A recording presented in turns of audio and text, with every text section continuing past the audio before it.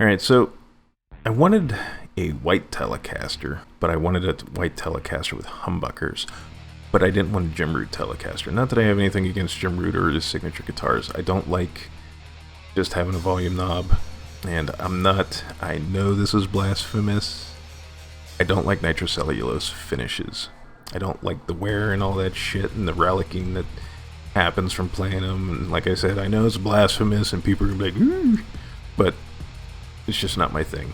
I have no problem with polyester gloss finishes or anything like that. So that's what I wanted. I wanted a polar white Telecaster.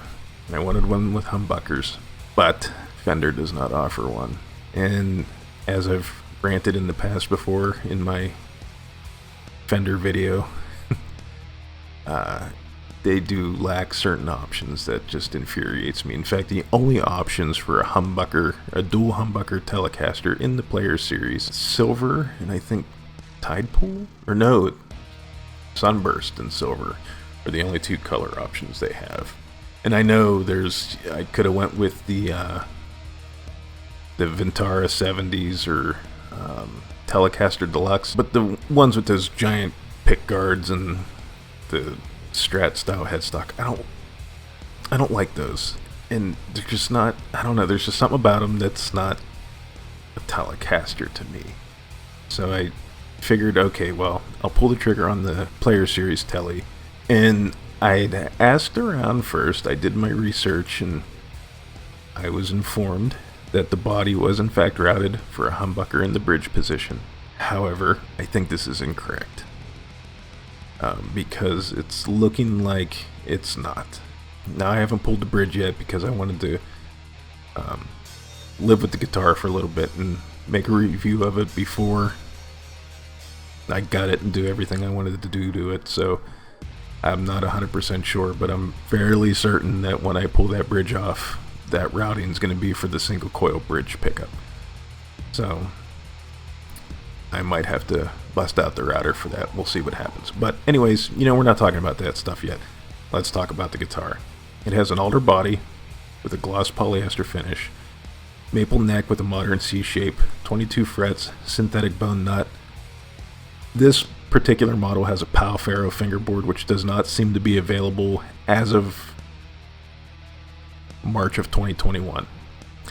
So the 2021 models looks like it's only maple. If you go with the two single coil pickups on at least the polar white one on the Fender site doesn't have a Pal Faro fingerboard option. So I don't know. Don't quote me on that. It has a 9.5-inch fingerboard radius, which is perfectly fine for me. It's not my preference. My preference is a 12, but 9.5 is perfectly playable. It's got medium jumbo frets, satin urethane finish on the back of the neck for that nice smooth feel, and a glossy urethane finish on the headstock. It comes with a Player Series Alnico 5 Telecaster single coil pickup in the bridge, and a Player Series Alnico 5 Telecaster single coil pickup in the neck. We have a 3-position blade switch with the barrel knob, master volume, master tone. 6 saddle string through body with the block steel saddles. Fender tuners, they're serviceable, but they're going to definitely go and get locking tuners. And that's pretty much it. Comes with 9 to 42 strings, which are okay. I don't know, they feel like spaghetti noodles to me. But this guitar, out of the box, I ordered it off Amazon. I know. Don't order guitars off Amazon, but they were the only ones that had what I was looking for at a reasonable price. And I gotta say, for as much shit as people give Amazon about guitars, because I've read the reviews, I got my Buttercream Player Series Strat and this Tele off of Amazon, and they were in very good condition. No sharp fret ends, no fret buzz because of uneven frets or anything like that. The action needs tweaked a little bit, but I mean, just generally what I do when I do these videos reviewing brand new guitars that I've bought, I don't mess with them before I do the review. The review I give you is based on how the guitar arrived to me. for better or for worse. I know, any gripes that I have could be fixed with a proper setup, which, like, that's why I noted that the action could be better. That's something I will change, but, I mean, it's still playable. I could easily, if I was going to do a gig in standard tuning, or maybe drop D, I could easily use this guitar out of the box at a gig. But one thing I will say is I was surprised by the sound. I kind of, not a single coil guy, but this one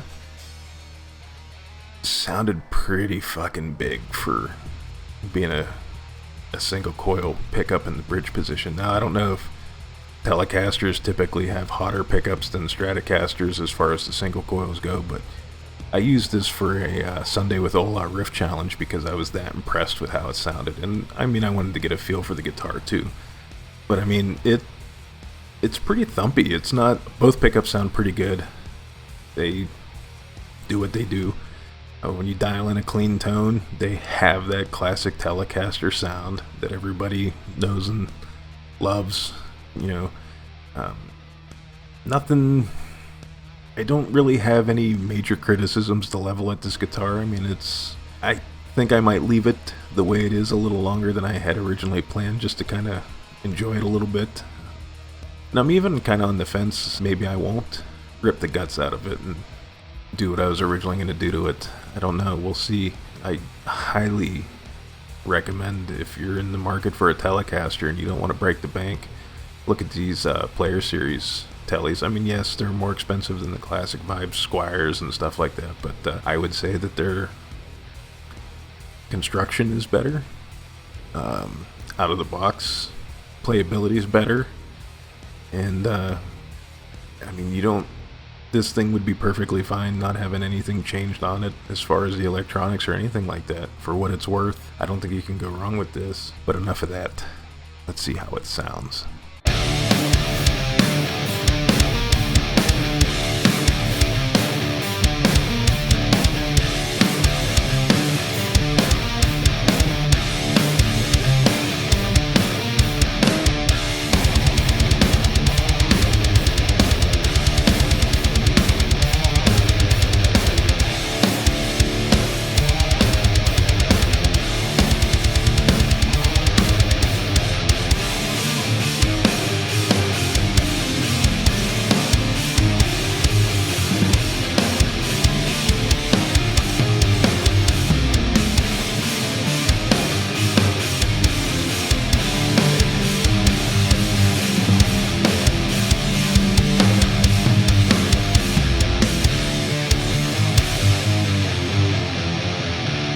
So really the only takeaway I can say, or the only negative takeaway I can give with this guitar is it's a Fender issue.